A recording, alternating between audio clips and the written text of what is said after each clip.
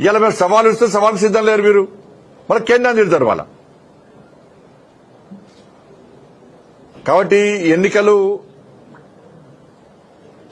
నమ్మక ద్రోహానికి పోరాటాలకు జరుగుతున్న ఎన్నికలు, వంచనకు ధర్మ రక్షణకు జరుగుతున్న ఎన్నికలు. కాబట్టి మేధావి వర్గంతో కూడా ఆలోచించండి, ఉద్యోగ ఉపాధ్యాయులు ఆలోచించాలి.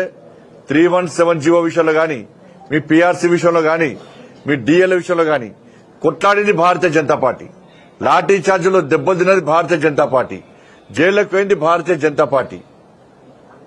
కాబట్టి మీకోసం కొట్లాడి జైలుకు పోయినటువంటి భారతీయ జనతా పార్టీ కార్యకర్తలకు భరోసా, ఒక విశ్వాసం నింపాలంటే, ఇంకా మీకోసం కొట్లాడని చెప్పి ఒక ఆలోచన రావాలంటే, కొట్లాడే పార్టీకి, కొట్లాడిన పార్టీకి భారతీయ జనతా పార్టీ అభ్యర్థులకు మీరు ఓటేసి గెలిపించాల్సిందిగా మీ అందరికీ విజ్ఞప్తి చేస్తూ, మీరు భారీ మెజార్టీతో గెలిపేయండి.